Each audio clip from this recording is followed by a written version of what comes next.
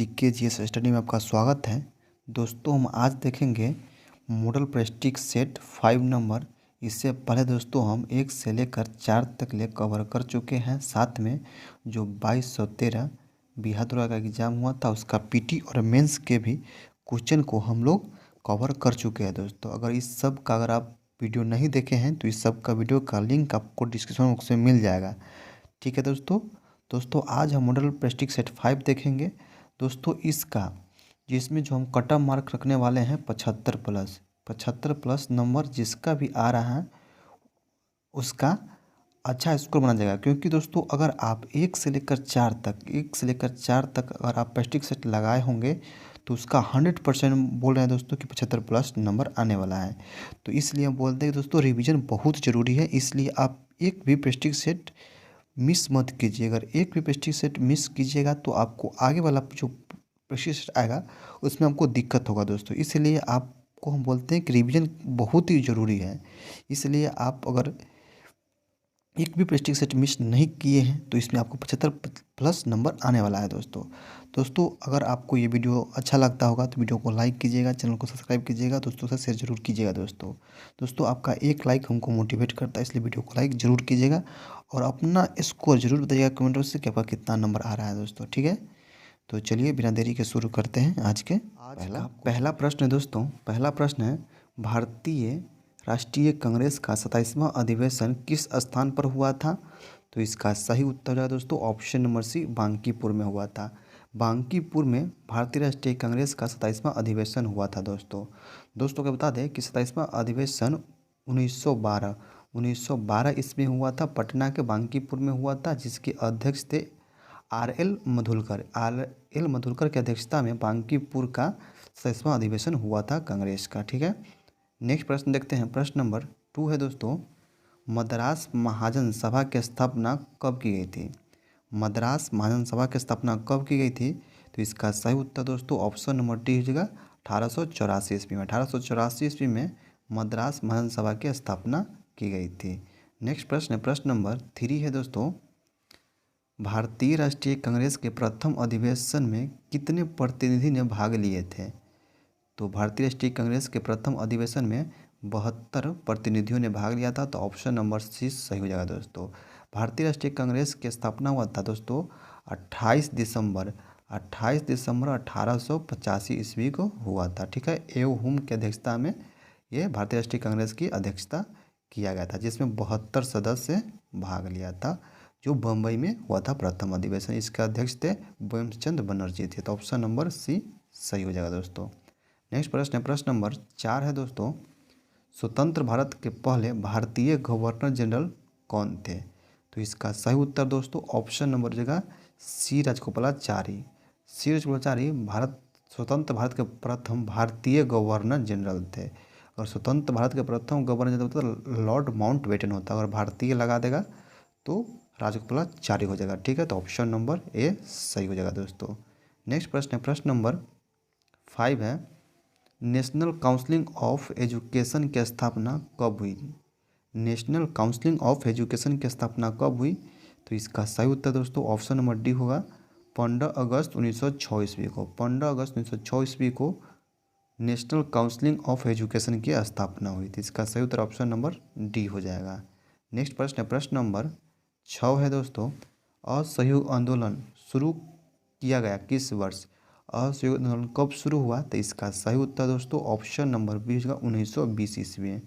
1920 ईस्वी में असहयोग आंदोलन को शुरू किया गया था और 1922 ईस्वी में असहयोग आंदोलन को बंद कर दिया गया, चौरी कांड के कारण बंद कर दिया गया। ठीक है दोस्तों, तो 5 फरवरी को चौरी कांड 1922 के हुआ था। ठीक है, ये आप याद रखिएगा। नेक्स्ट प्रश्न है, प्रश्न नंबर 7 है दोस्तों, मॉन्टेग्यू चेम्सफोर्ड रिपोर्ट किससे जुड़ा है? मॉन्टेग्यू चेम्सफोर्ड रिपोर्ट किससे जुड़ा है? तो इसका सही उत्तर दोस्तों ऑप्शन नंबर सी होगा भारत सरकार अधिनियम 1919 का। भारत सरकार अधिनियम 1919 को मॉन्टेग्यू चेम्सफोर्ड रिपोर्ट कहा जाता है। ठीक है, मॉन्टेग्यू चेम्सफोर्ड रिपोर्ट जो भारत सरकार अधिनियम 1919 का महत्वपूर्ण बिंदु क्या था? इसमें था प्रांतों में द्वैध शासन प्रणाली को लागू करना, जिसमें 8 प्रांत में लागू किया गया था प्रांतों में द्वैध शासन प्रणाली को। ठीक है, ये आप याद रखिएगा। नेक्स्ट प्रश्न है प्रश्न नंबर 8 है दोस्तों, शेर ए पंजाब के नाम से इनमें से कौन मशहूर थे। शेर ए पंजाब के नाम से इसमें से कौन मशहूर थे, तो इसका सही उत्तर ऑप्शन नंबर सी का लाला लाजपत राय। लाला लाजपत राय को शेर ए पंजाब के रूप में जाना जाता है। 1920 ईस्वी के कलकत्ता के अधिवेशन की अध्यक्षता किए थे लाला लाजपत राय। लाला लाजपत राय ने किए थे कांग्रेस की अध्यक्षता 1920 ईस्वी में। ठीक है, तो ऑप्शन नंबर सी सही हो जाएगा। नेक्स्ट प्रश्न है प्रश्न नंबर 9 है दोस्तों, गांधी इरविन समझौता हुआ था। गांधी इरविन समझौता हुआ था, तो इसका सही उत्तर ऑप्शन नंबर बी हो जाएगा 1931 ईस्वी में। गांधी इरविन समझौता 1931 ईस्वी में हुआ था, जिसे दिल्ली समझौता के नाम से भी जाना जाता है। जिसे दिल्ली समझौता के नाम से भी जाना जाता है। ठीक है, याद रखिएगा। नेक्स्ट प्रश्न है प्रश्न नंबर 10 है दोस्तों, निम्न में से कौन सा गोलमेज सम्मेलन 1932 में हुआ था। तो निम्न में से कौन सा गोलमेज सम्मेलन 1932 में हुआ था, तो इसका सही उत्तर ऑप्शन नंबर सी होगा तीसरा 1932 में हुआ था।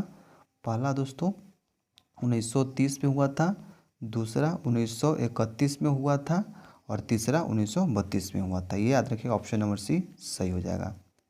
नेक्स्ट प्रश्न है प्रश्न नंबर 11 है, अभिनव भारत से कौन संबंधित है। तो अभिनव भारत से बी.डी. सावरकर संबंधित है। ऑप्शन नंबर ए सही जगह बी.डी. सावरकर।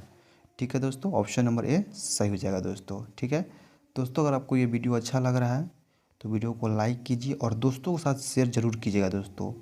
और वीडियो को आप लाइक कीजिएगा क्योंकि आपके लाइक से हमको मोटिवेट मिलता है। तो आप वीडियो को जरूर लाइक कीजिएगा और अधिक से अधिक आपके पास जितने भी स्टडी से रिलेटेड ग्रुप है सभी में शेयर जरूर कीजिएगा दोस्तों, और चैनल को सब्सक्राइब जरूर कीजिएगा। ठीक है, अगला प्रश्न देखते हैं दोस्तों। प्रश्न नंबर 12 है, करो या मरो का संबंध किस आंदोलन से है। करो या मरो का संबंध किस आंदोलन से है, तो इसका सही उत्तर दोस्तों ऑप्शन नंबर डी होगा भारत छोड़ो आंदोलन से। भारत छोड़ो आंदोलन से करो या मरो का संबंध है। ठीक है दोस्तों, तो इसका सही उत्तर ऑप्शन नंबर डी होगा भारत छोड़ो आंदोलन कब हुआ था, तो 1942 ईस्वी में हुआ था, जिसे महात्मा गांधी ने दिया था भारत छोड़ो आंदोलन में करो या मरो का नारा। ठीक है, ऑप्शन नंबर डी सही है। नेक्स्ट प्रश्न है प्रश्न नंबर 13 है दोस्तों, किसके प्रयत्नों से बिहार प्रांतीय कांग्रेस का दूसरा अधिवेशन हुआ था। किसके प्रयत्नों से बिहार प्रांतीय कांग्रेस का दूसरा अधिवेशन हुआ था, तो इसका सही उत्तर दोस्तों ऑप्शन नंबर बी हो जाएगा श्री दीप नारायण सिंह। श्री दीप नारायण के प्रयत्नों से बिहार प्रांतीय कांग्रेस का दूसरा अधिवेशन हुआ था, तो ऑप्शन नंबर बी हो जाएगा श्री दीप नारायण सिंह। ठीक है दोस्तों, तो बता दें दोस्तों कि श्री दीप नारायण सिंह स्वतंत्र बिहार के मतलब स्वतंत्र भारत के प्रथम बिहार राज्य के विधानसभा अध्यक्ष कौन थे, तो दीप नारायण सिंह। ये आप याद रखिएगा, विधानसभा अध्यक्ष प्रथम कौन थे, तो दीप नारायण सिंह थे। नेक्स्ट प्रश्न है प्रश्न नंबर 14 है दोस्तों, स्वराज मेरा जन्म सिद्ध अधिकार है, मैं इसे लेकर रहूँगा, किसने कहा था, तो ये वक्तव्य है बाल गंगाधर तिलक का। ऑप्शन नंबर सी बाल गंगाधर तिलक ने। बाल गंगाधर तिलक ने 1916 ईस्वी में कहा था कि स्वराज मेरा जन्म सिद्ध अधिकार है, मैं इसे लेकर रहूँगा। ऑप्शन नंबर सी जगह बाल गंगाधर तिलक ने। नेक्स्ट प्रश्न है प्रश्न नंबर 15 है, हजारीबाग में बिहार स्टूडेंट कॉन्फ्रेंस का 16वां अधिवेशन हुआ था, तो इसका सही उत्तर दोस्तों ऑप्शन नंबर जाएगा 1921 ईस्वी में। 1921 ईस्वी में हजारीबाग में बिहार स्टूडेंट कॉन्फ्रेंस का 16वां अधिवेशन हुआ था, तो ऑप्शन नंबर ए सही हो जाएगा। नेक्स्ट प्रश्न है प्रश्न नंबर 16 है दोस्तों, बिहार के प्रमुख समाचार पत्र बिहारी के संपादक कौन थे, तो बिहारी के संपादक दोस्तों ऑप्शन नंबर डी जगह बाबू महेश्वर प्रसाद। बाबू महेश्वर प्रसाद थे जो बिहारी समाचार पत्र के संपादक थे। ऑप्शन नंबर डी सही हो जाएगा। नेक्स्ट प्रश्न है प्रश्न नंबर 19 है दोस्तों, राजकुमार शुक्ल किस गांव के निवासी थे। राजकुमार शुक्ल दोस्तों ऑप्शन नंबर जगह मुरली भरावा गांव के निवासी थे। ठीक है, तो ऑप्शन नंबर हो जाएगा मुरली भरावा। ठीक है दोस्तों, राजकुमार शुक्ल ने ही 1917 के जो नील क्रांति हुआ था, नील विद्रोह, उसमें महात्मा गांधी को बिहार आने के लिए आमंत्रित किए थे। तो ऑप्शन नंबर ए सही जगह राजकुमार शुक्ल मुरली भरावा गांव के थे। नेक्स्ट प्रश्न है प्रश्न नंबर 18 है दोस्तों, क्रिकेट के खेल में 2 विकेट के सेट होते हैं, क्रिकेट के खेल में 2 विकेट के सेट होते हैं? तो इसका सही उत्तर दोस्तों ऑप्शन नंबर सी होगा 22 गज की दूरी होती है। 22 गज की दूरी होगा दोस्तों, और मीटर में बोलेगा तो 20.11 मीटर, 11 मीटर हो जाएगा। अगर गज में कहेगा तो 22 गज की दूरी होता है, मीटर में कहेगा तो 20.11 मीटर होता है। ठीक है, याद रखिएगा। नेक्स्ट प्रश्न है प्रश्न नंबर 19 है दोस्तों। कुंवर सिंह राजा थे, कुंवर सिंह राजा थे, तो इसका सही उत्तर दोस्तों ऑप्शन नंबर सी हो जाएगा जगदीशपुर के। 1857 के विद्रोह में बिहार के नेता कौन थे? तो कुंवर सिंह थे। ठीक है, तो ऑप्शन नंबर सी रखिएगा याद, जगदीशपुर के। नेक्स्ट प्रश्न है प्रश्न नंबर 20 है दोस्तों। लॉर्ड सिन्हा ने 1921 ईस्वी में कहाँ के गवर्नर पद से त्यागपत्र दिया था? तो इसका सही उत्तर दोस्तों ऑप्शन नंबर होगा पंजाब एवं उड़ीसा से। पंजाब एवं उड़ीसा से डॉक्टर सत्येंद्र प्रसाद सिन्हा ने 1921 ईस्वी में गवर्नर पद से त्याग दिया था। तो ऑप्शन नंबर ए सही जगह, बिहार एवं उड़ीसा से। नेक्स्ट प्रश्न है प्रश्न नंबर 21 है दोस्तों। किस राज्य या संघ राज्य क्षेत्र का एक आधिकारिक भाषा फ्रेंच है? तो इसका सही उत्तर क्या है दोस्तों? इसका सही उत्तर हो जाएगा, सॉरी दोस्तों, देख लेते हैं इसका सही उत्तर क्या होगा। इसका सही उत्तर दोस्तों ऑप्शन नंबर सी होगा पांडिचेरी। पांडिचेरी का आधिकारिक भाषा फ्रेंच है, तो ऑप्शन नंबर सी से सही हो जाएगा पांडिचेरी। पांडिचेरी 1674 ईस्वी में पहली बार फ्रांसीसी ने इस पर अधिकार जमाया था। 1674 ईस्वी में फ्रांसीसी ने। तो पांडिचेरी का आधिकारिक भाषा फ्रेंच है, तो ऑप्शन नंबर सी सही हो जाएगा। नेक्स्ट प्रश्न है प्रश्न नंबर 22 है। अशोक मेहता समिति निम्नलिखित में से की सिफारिश की थी? अशोक मेहता समिति ने निम्नलिखित में से सिफारिश किसकी की थी?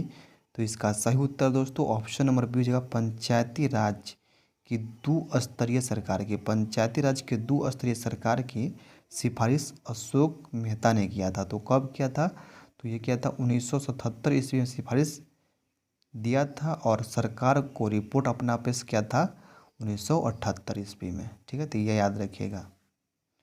नेक्स्ट प्रश्न है प्रश्न नंबर 23 है दोस्तों। चल योजना रोलिंग प्लान के बारे में निम्नलिखित में से कथनों पर विचार कीजिए दोस्तों। तो इसका सही उत्तर क्या हो जाएगा?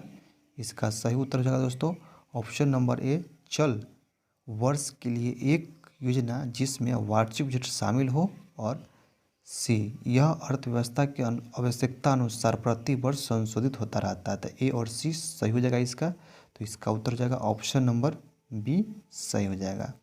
नेक्स्ट प्रश्न है प्रश्न नंबर 24 है। डेसिबल यूनिट में अभिहित किया जाता है। डेसिबल को किस में मापा जाता है? तो डेसिबल, तो इसका सही उत्तर दोस्तों ऑप्शन नंबर डी होगा इनमें से किसी नहीं। डेसिबल ध्वनि का मात्रक है, ध्वनि का मात्रक डेसिबल होता है। ठीक है, इसलिए इसका ऑप्शन नंबर डी हो जाएगा। नेक्स्ट प्रश्न है प्रश्न नंबर 25 है दोस्तों। पटना अंतर्राष्ट्रीय हवाई अड्डा निम्नलिखित से सीधे जुड़ा हुआ है। तो इसका सही उत्तर क्या है दोस्तों? तो पटना अंतर्राष्ट्रीय हवाई अड्डा किससे जुड़ा है? तो इसका सही उत्तर ऑप्शन नंबर होगा काठमांडू, नेपाल, नई दिल्ली, कोलकाता, मुंबई, लखनऊ, वाराणसी और रांची से जुड़ा है पटना अंतर्राष्ट्रीय हवाई अड्डा। तो इसका सही उत्तर ऑप्शन नंबर ए सही हो जाएगा। नेक्स्ट प्रश्न है प्रश्न नंबर 26 है दोस्तों। बिहार में निम्नलिखित के द्वारा विमान सेवा उपलब्ध कराई जाती है।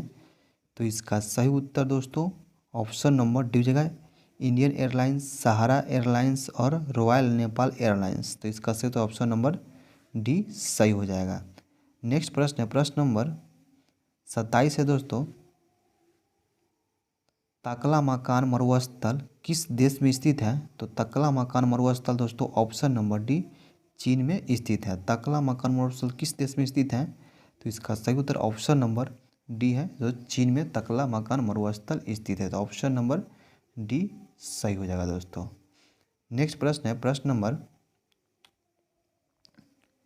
नंबर 28 है दोस्तों। प्रश्न नंबर 28 है। हिंद महासागर और लाल सागर को कौन सी संधि जोड़ती है?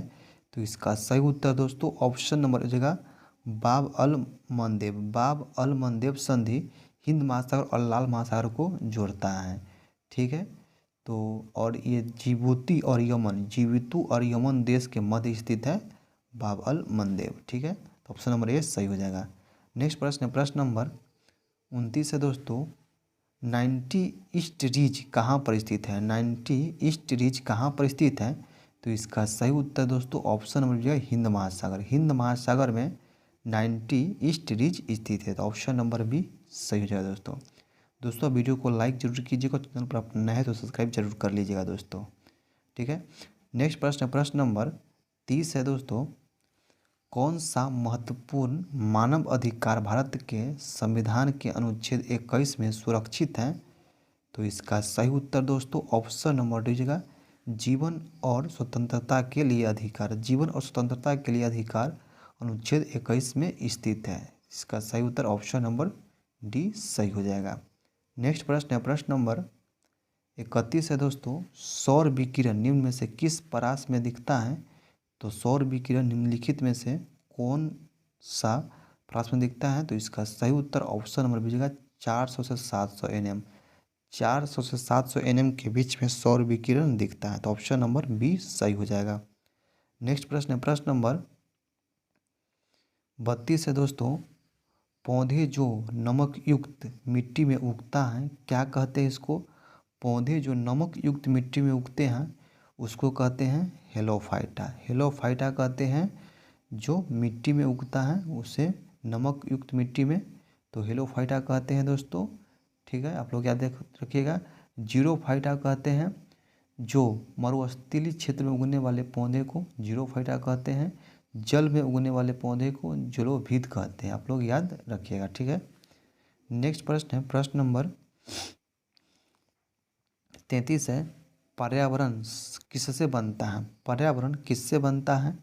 तो इसका सही उत्तर दोस्तों ऑप्शन नंबर डी है उपयुक्त सभी से, मतलब जीवीय घटकों से, भू आकृतिक घटकों से और अजैव घटकों से, तीनों से पर्यावरण बनता है, तो ऑप्शन नंबर डी सही हो जाएगा। नेक्स्ट प्रश्न है प्रश्न नंबर 34 है दोस्तों, संवहनीय वैस्कुलर पौधे में पानी ऊपर किससे जाता है? तो इसका सही उत्तर दोस्तों option number D xylem tissue से। जाइलम टिश्यू से पानी पेड़ पौधे में ऊपर की ओर चढ़ता है। जाइलम टिश्यू से ही पानी पेड़ पौधा के ऊपर की ओर जाता है, जो जटिल ऊतक है। जाइलम एक जटिल ऊतक है, तो ऑप्शन नंबर सी सही हो जाएगा दोस्तों। नेक्स्ट प्रश्न है प्रश्न नंबर 35 है, पौधे का कौन सा भाग फूल बनने का उद्दीपन ग्रहण करता है? तो फूल बनने का उद्दीपन ग्रहण कौन करता है? तो इसका सही उत्तर ऑप्शन नंबर सी का पर्ण। पर्ण है जो पौधे को फूल बनने का उद्दीपन ग्रहण करता है, तो ऑप्शन नंबर सी सही हो जाएगा। नेक्स्ट प्रश्न है प्रश्न नंबर 36 है दोस्तों, खनिज मिनरल क्या है? खनिज या मिनरल क्या है? तो इसका सही उत्तर ऑप्शन नंबर डी हो जाएगा उपयुक्त सभी, मतलब द्रव्य, गैस और अकार्बनिक ठोस पदार्थ मिनरल है, तो ऑप्शन नंबर डी सही हो जाएगा। नेक्स्ट प्रश्न है प्रश्न नंबर 37 है दोस्तों, सहज प्रणाली का परिवर्धन निम्नलिखित में से कौन सा है? सहज प्रणाली का परिवर्धन निम्नलिखित में से कौन सा है? तो इसका सही उत्तर दोस्तों ऑप्शन नंबर सी प्रणाली की स्वपोषीय क्रिया। प्रणाली के स्वपोषीय क्रिया सहज प्रणाली के परिवर्धन है, तो ऑप्शन नंबर सी सही हो जाएगा। नेक्स्ट प्रश्न है प्रश्न नंबर 38 है, जीनेटिक्स निम्न में से किसका अध्ययन है? जीनेटिक्स निम्न में से किसका अध्ययन है? तो इसका सही उत्तर दोस्तों ऑप्शन नंबर डी होगा अनुवांशिकता और विचरण के। अनुवांशिकता और विचरण जीनेटिक्स का अध्ययन है, तो ऑप्शन नंबर डी सही हो जाएगा। नेक्स्ट प्रश्न है प्रश्न नंबर 40 देखते हैं दोस्तों। प्रश्न नंबर 39 होगा। प्रश्न 39 है, मेंडल के अनुसार मेंडल के आनुवंशिकता का सिद्धांत किस पर आधारित है? तो मेंडल के आनुवंशिकता के सिद्धांत ऑप्शन नंबर सी लैंगिक जनन पर, लैंगिक जनन पर आधारित है, तो ऑप्शन नंबर सी जाएगा लैंगिक जनन पे। नेक्स्ट प्रश्न है प्रश्न नंबर 40 है दोस्तों, निम्न में से कौन से एक जिसमें गायत्री मंत्र सहित है? तो गायत्री मंत्र किस में है? तो इसका सही उत्तर दोस्तों ऑप्शन नंबर जाएगा ऋग्वेद। ऋग्वेद में गायत्री मंत्र शामिल है दोस्तों। तो भारत का सर्वप्राचीन धर्म ग्रंथ वेद है, जिसके संकलनकर्ता कौन है? महर्षि कृष्ण वेद व्यास। ऋग्वेद वेद के शलंकर्ता कौन है दोस्तों? तो महर्षि कृषि वेद व्यास। याद रखिए, सबसे प्राचीन वेद ऋग्वेद है, सबसे प्राचीन वेद भी ऋग्वेद है, सबसे बाद के वेद अथर्ववेद है दोस्तों। ठीक है, गायत्री मंत्र का संकलन दोस्तों ऋग्वेद के 10वें मंडल में है। ठीक है, तो आप लोग याद रखिएगा, ऋग्वेद में गायत्री मंत्र का उल्लेख किया गया है। ठीक है, तो ऑप्शन नंबर ए सही हो जाएगा दोस्तों। नेक्स्ट प्रश्न है प्रश्न नंबर 41 है दोस्तों। दोमट या लोम मिट्टी में मिट्टी का कौन सा कण शामिल होता है? तो इसका सही उत्तर दोस्तों ऑप्शन नंबर जो है सभी प्रकार के कण, सभी प्रकार के बालू के कण, चिकना कण और पांचू कण, ये सभी सम्मिलित होता है। ऑप्शन नंबर डी सही जगह सभी प्रकार के कण शामिल होता है। नेक्स्ट प्रश्न है प्रश्न नंबर 42 है दोस्तों। एक ही प्रकार का परमाणु निम्न में से किसमें मिलता है? तो एक ही प्रकार का परमाणु निम्न में से किसमें मिलता है? तो इसका सही उत्तर ऑप्शन नंबर जो है प्राकृतिक तत्व में। प्राकृतिक तत्व में एक ही प्रकार के परमाणु मिलता है, तो ऑप्शन नंबर सी सही हो जाएगा। नेक्स्ट प्रश्न है प्रश्न नंबर 43 है। 43 है, seconds books of the east को किस प्रसिद्ध संस्कृत विद्वान ने लिखा है? तो इसका सही उत्तर दोस्तों ऑप्शन हो जाएगा मैक्स मुलर।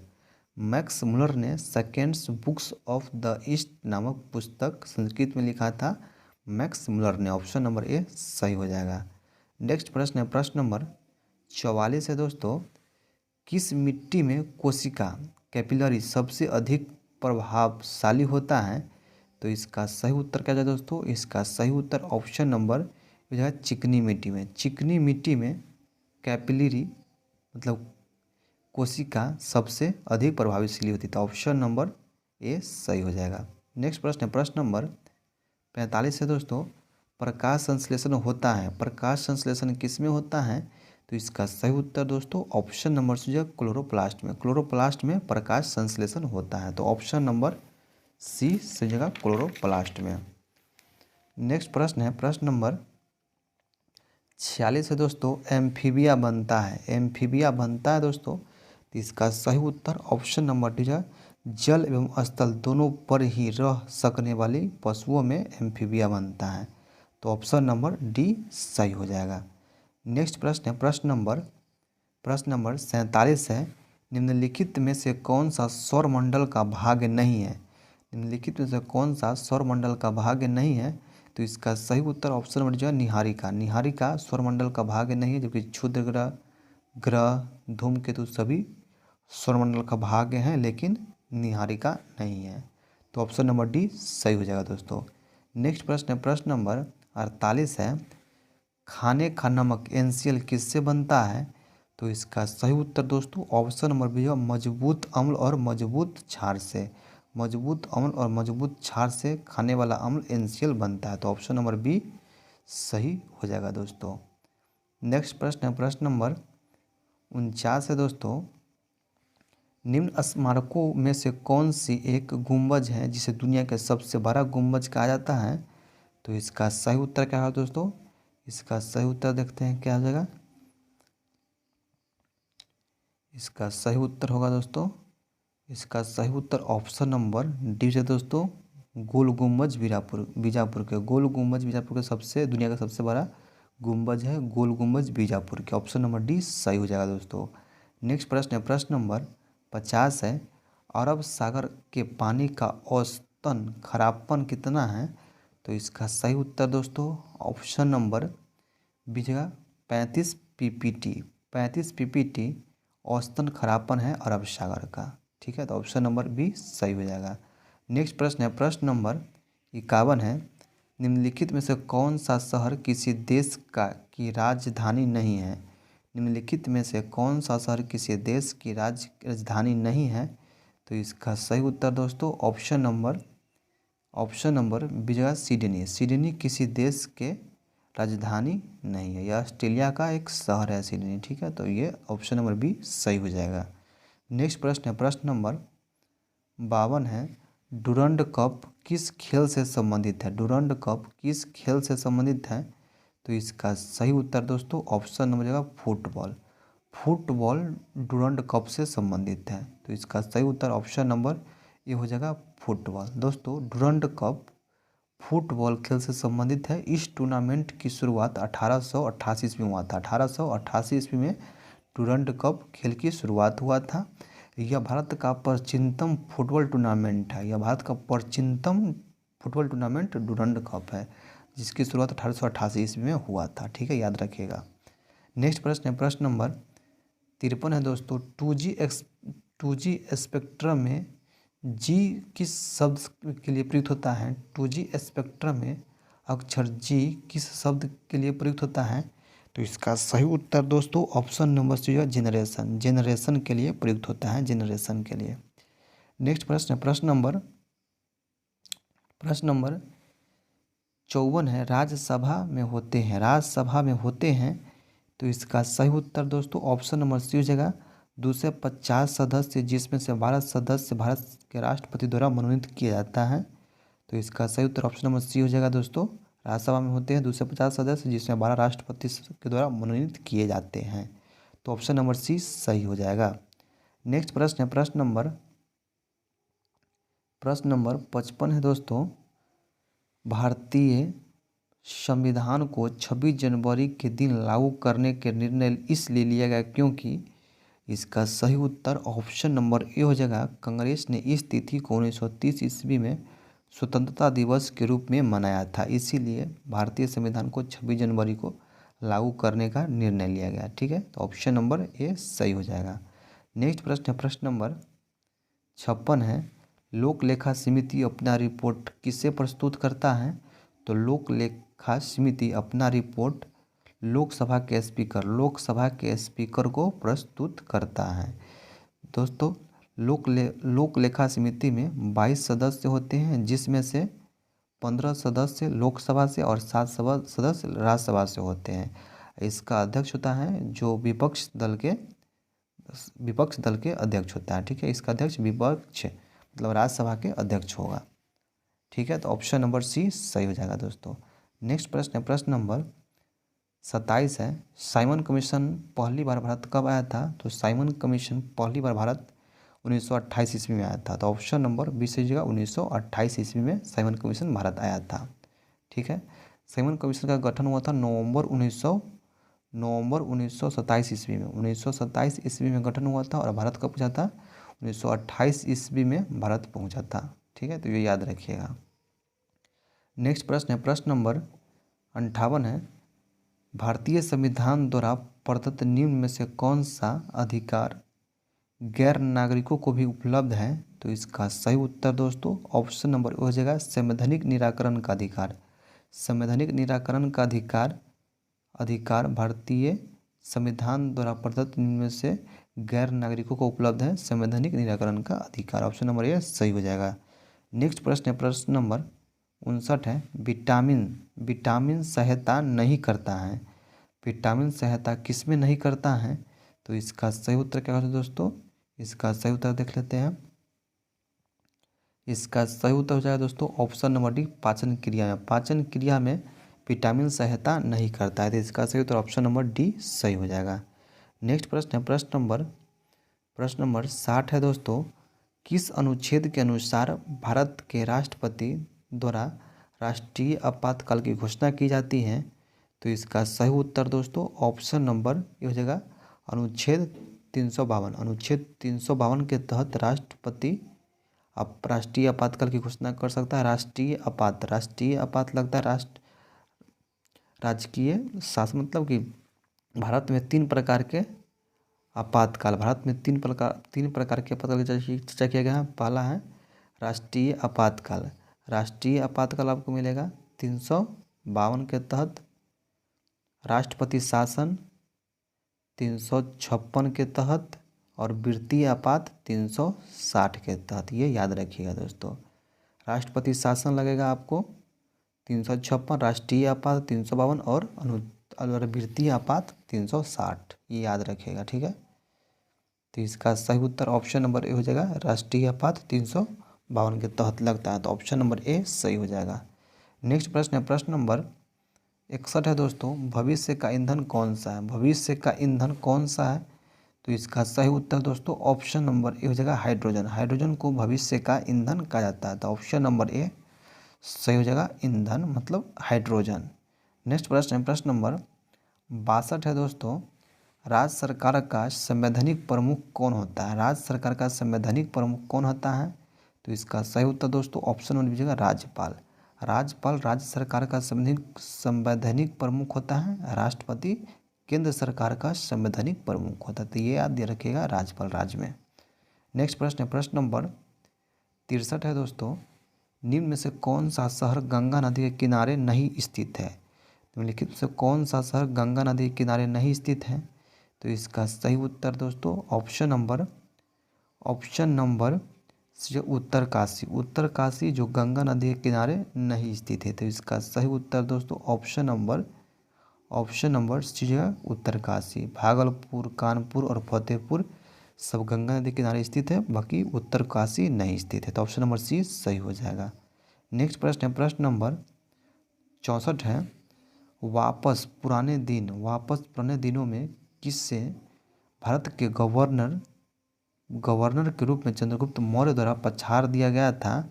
वापस पुराने दिनों में किससे भारत के गवर्नर के रूप में चंद्रगुप्त मौर्य द्वारा पछाड़ दिया गया था? तो इसका सही उत्तर दोस्तों ऑप्शन नंबर डी का सेल्यूकस निकेटर को। सेल्यूकस निकेटर को चंद्रगुप्त मौर्य ने 305 ईसा पूर्व में पराजित किया था। ठीक है, पराजित किया था। तो ये आप याद रखिएगा। जिसमें हारने के बाद सेल्यूकस निकेटर ने अपनी पुत्री कार्नुलिया की शादी चंद्रगुप्त मौर्य से कर दी और दहेज के रूप में 4 प्रांत यथा काबुल, कंधार, हेरात और मकराना चंद्रगुप्त को दिए गए थे। काबुल, कंधार, हेरात और मकराना याद रखिएगा दोस्तों, 4 प्रांत दिया गया था दहेज के रूप में। नेक्स्ट प्रश्न है प्रश्न नंबर 65 है दोस्तों। काहिरा का समय ग्रीनविच से 2 घंटे आगे है अतः स्थित है। तो काहिरा स्थित है ग्रीनविच से 23.5 डिग्री पूर्वी देशांतर पर, 23.5 डिग्री पूर्वी देशांतर पर स्थित है।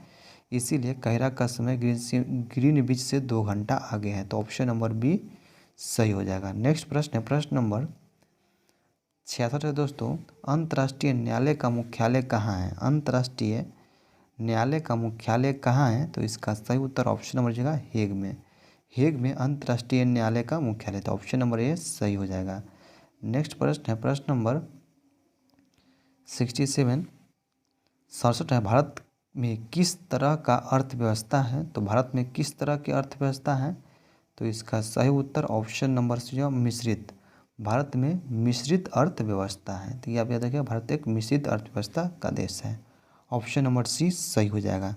नेक्स्ट प्रश्न है प्रश्न नंबर 68 है। कुरियर सेवा से प्रतिस्पर्धा के लिए भारतीय डाक विभाग ने दूत डाक सेवा कब आरंभ किया था? तो दूत डाक सेवा दोस्तों कब आरंभ हुआ था? तो ऑप्शन नंबर डी 1986 ईस्वी में भारत में दूत डाक सेवा आरंभ किया गया था। तो ऑप्शन नंबर डी सही हो जाएगा। नेक्स्ट प्रश्न है प्रश्न नंबर 69 है। कौन से दिन डायबिटीज मधुमेह दिवस के रूप में मनाया जाता है? तो इसका सही उत्तर दोस्तों ऑप्शन नंबर डी 14 नवंबर को। 14 नवंबर को मधुमेह या डायबिटीज दिवस के रूप में मनाया जाता है। तो ऑप्शन नंबर डी सही जगह 14 नवंबर को। नेक्स्ट प्रश्न है प्रश्न नंबर 70 है। मनुष्य के शरीर में पैर की हड्डी कैसी होती है? तो मनुष्य के शरीर में पैर की हड्डी दोस्तों ऑप्शन नंबर ए खोखली होती है। ऑप्शन नंबर ए खोखली होती है। ऑप्शन नंबर ए सही हो जाएगा। नेक्स्ट प्रश्न है प्रश्न नंबर 71 है। निम्नलिखित में से कौन सा शहर राष्ट्रीय राजमार्ग 2 पर स्थित नहीं है? तो राष्ट्रीय राजमार्ग संख्या 2 पर कौन से शहर स्थित नहीं है? तो देखते हैं इसका आंसर क्या जाएगा दोस्तों। इसका आंसर क्या हो जाएगा? इसका सही उत्तर दोस्तों ऑप्शन नंबर डी है पटना। पटना राष्ट्रीय राजमार्ग संख्या NH2 पर स्थित नहीं है। तो इसका सही उत्तर ऑप्शन नंबर डी सही हो जाएगा। नेक्स्ट प्रश्न है प्रश्न नंबर 72 है दोस्तों। कांग्रेस ने स्वराज प्रस्ताव वर्ष 1905 में पारित किया। प्रस्ताव का उद्देश्य क्या था? तो इसका सही उत्तर दोस्तों ऑप्शन नंबर दीजिएगा स्वशासन सुनिश्चित करना। स्वशासन सुनिश्चित करना यही कांग्रेस के 1905 में स्वराज प्रस्ताव का उद्देश्य था स्वशासन सुनिश्चित करना। ऑप्शन नंबर बी सही हो जाएगा। नेक्स्ट प्रश्न है प्रश्न नंबर 73 है दोस्तों। प्रांतीय सरकारों का गठन निम्नलिखित में से किस अधिनियम के तहत किया गया था? तो प्रांतीय सरकार का गठन निम्नलिखित में से किस अधिनियम के तहत किया गया था? तो इसका सही उत्तर ऑप्शन नंबर 1935 के अधिनियम के तहत प्रांतीय सरकार का गठन किया गया था। तो ऑप्शन नंबर ए सही हो जाएगा। नेक्स्ट प्रश्न है प्रश्न नंबर 74 है। भारतीय संविधान में शामिल है तो ऑप्शन नंबर ए 395 अनुच्छेद 22 भाग और 12 अनुसूचियाँ ये भारतीय संविधान में शामिल है दोस्तों। ऑप्शन नंबर ए सही हो जाएगा। नेक्स्ट प्रश्न है दोस्तों प्रश्न नंबर 75 है। प्रकाश के अपवर्तन का निम्नलिखित में से कौन सा कारक उत्तरदायी है? तो प्रकाश के अपवर्तन का निम्नलिखित में से कौन सा कारक उत्तरदायी है? तो इसका सही उत्तर दोस्तों ऑप्शन नंबर डी द्रव्यमान घनत्व। द्रव्यमान घनत्व प्रकाश के अपवर्तन का प्रमुख कारण है। तो इसका सही उत्तर ऑप्शन नंबर डी सी जगह द्रव्यमान घनत्व। नेक्स्ट प्रश्न है प्रश्न नंबर 76 है दोस्तों। विश्व में सबसे अधिक कोयला उत्पादन करने वाला देश कौन सा है? तो विश्व में सबसे अधिक कोयला उत्पादन करने वाला देश दोस्तों ऑप्शन नंबर सी चीन है। चीन देश में सबसे अधिक कोयला उत्पादन करने वाला देश है। तो इसका सही उत्तर दोस्तों ऑप्शन नंबर सी सही जगह चीन के बाद आता है दोस्तों। इसके बाद रूस, चीन, क्रमशः ऑस्ट्रेलिया भी आता है। ठीक है, याद रखिएगा सबसे प्रथम स्थान पर कोयला उत्पादन में तो चीन हो जाएगा। ऑप्शन नंबर सी सही हो जाएगा। नेक्स्ट प्रश्न है प्रश्न नंबर 77 है दोस्तों। वलन क्रिया किसका परिणाम है? वलन क्रिया किसका परिणाम है? तो इसका सही उत्तर दोस्तों ऑप्शन नंबर सी हो जाएगा पर्वतीय निर्माणकारी बल का। पर्वत निर्माणकारी बल का परिणाम है वलन क्रिया। तो ऑप्शन नंबर सी सही हो जाएगा। नेक्स्ट प्रश्न है प्रश्न नंबर 78 है दोस्तों। अमृतसर एवं शिमला लगभग एक ही अक्षांश पर स्थित है, परंतु इसकी जलवायु में भिन्नता का कारण क्या है दोस्तों? तो इसका सही उत्तर दोस्तों ऑप्शन नंबर ए जगह उनकी ऊंचाई में भिन्नता। उनकी ऊंचाई में भिन्नता के कारण अमृतसर और शिमला का लगभग अक्षांश में जलवायु में परिवर्तन होता है, उनकी ऊंचाई में भिन्नता के कारण ही। नेक्स्ट प्रश्न है प्रश्न नंबर 78 है दोस्तों, 79 है। अंटार्कटिका में भारत के तृतीय शोध केंद्र का नाम क्या है? अंटार्कटिका में भारत के तृतीय शोध केंद्र का नाम क्या है? तो इसका सही उत्तर दोस्तों ऑप्शन नंबर ए होगा भारती। तीसरा के नाम भारती है दोस्तों। तो इसका सही उत्तर ऑप्शन नंबर ए हो जाएगा। प्रथम के दक्षिणी गंगोत्री, दूसरा के मैत्री था। ठीक है, तीसरा के भारती है, आप याद रखिएगा। नेक्स्ट प्रश्न है प्रश्न नंबर 80 है दोस्तों। भारतीय कोयला उद्योग की निम्नलिखित समस्या पर विचार करें। तो निम्नलिखित समस्या पहला है निम्न कोटि का कोयला एवं कोयला संचलन का में बाधा, ये भी सही है। धुलाई संस्थानों का उपयोग में क्षमता की कमी, ये भी सही है दोस्तों। और तीसरा देखते हैं,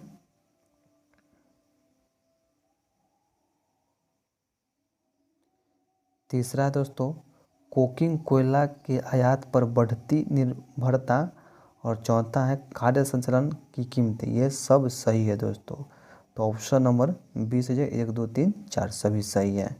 नेक्स्ट प्रश्न है प्रश्न नंबर 81 है दोस्तों। निम्नलिखित में से कौन सा एक हड़प्पा का बंदरगाह है? तो हड़प्पा का बंदरगाह निम्नलिखित में से कौन सा है? तो इसका सही उत्तर दोस्तों ऑप्शन नंबर सी लोथल जो भोगवा नदी पर स्थित है। हड़प्पा का बंदरगाह लोथल और सुतकोटदा 2 को है। लोथल और सुतकोटदा भी हड़प्पा का बंदरगाह है। लोथल गुजरात में भोगवा नदी पर स्थित है, ये आप याद रखिएगा। नेक्स्ट प्रश्न है प्रश्न नंबर 82 है दोस्तों। गुप्त सम्राट जिसने हुनों को पराजित किया था कौन थे?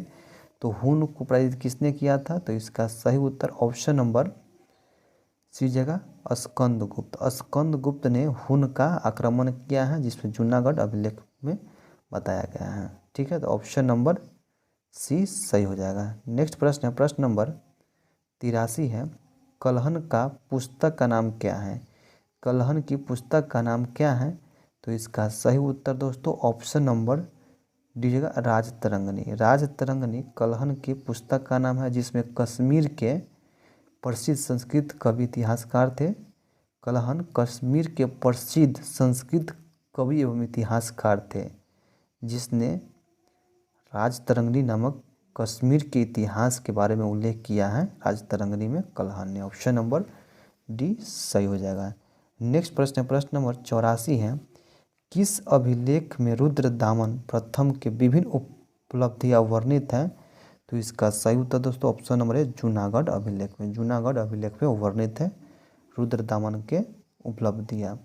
नेक्स्ट प्रश्न है, प्रश्न नंबर 85 है। गुलाम वंश का प्रथम शासक कौन था? गुलाम वंश के प्रथम शासक कौन है? तो इसका सही उत्तर दोस्तों ऑप्शन नंबर ए हो जाएगा कुतुबुद्दीन ऐबक। कुतुबुद्दीन ऐबक गुलाम वंश के प्रथम शासक था, जो मोहम्मद गोरी की मृत्यु के बाद गुलाम वंश के प्रथम स्थापना कुतुबुद्दीन ऐबक ने किया और शासक बना कुतुबुद्दीन ऐबक ने। गुलामों का गुलाम किसे कहा जाता है? तो गुलामों का गुलाम इल्तुतमिश को कहा जाता है। ये याद रखिएगा आप कि गुलामों का गुलाम किस शासक को कहा जाता है? तो इल्तुतमिश को गुलामों का गुलाम कहा जाता है, याद रखिएगा।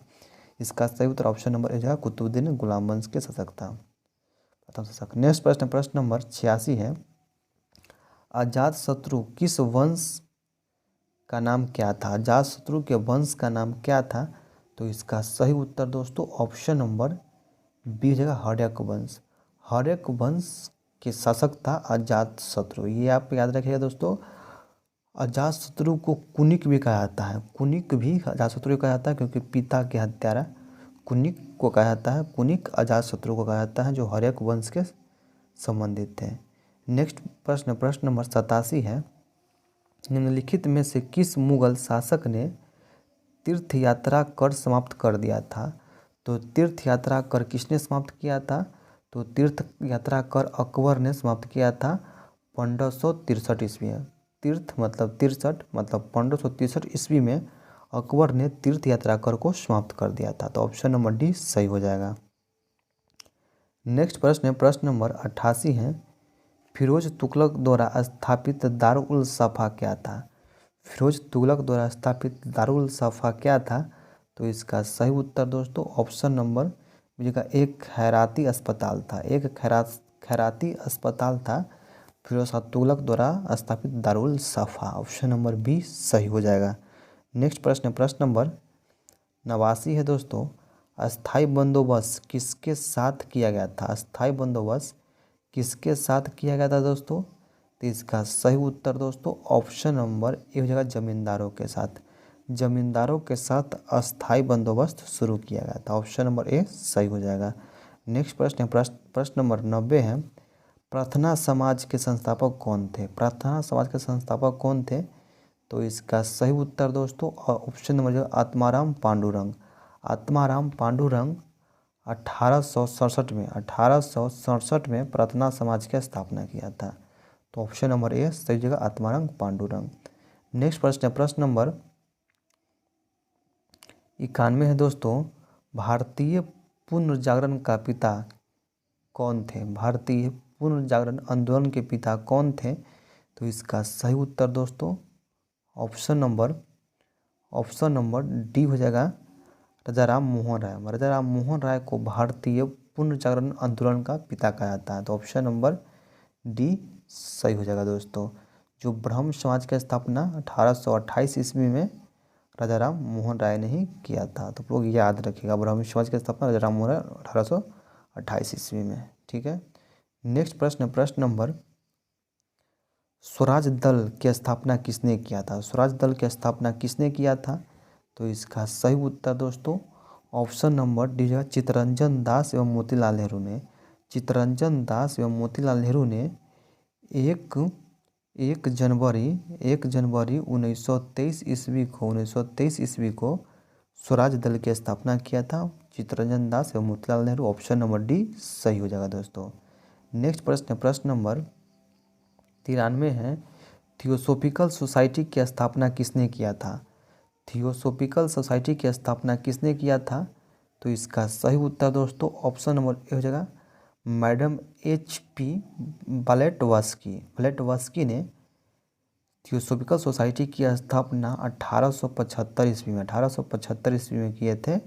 मैडम HP ब्लेटवास्की ने थियोसॉफिकल सोसाइटी की स्थापना 1875 ईस्वी में किया था, याद रखिएगा। नेक्स्ट प्रश्न है, प्रश्न नंबर 94 है दोस्तों।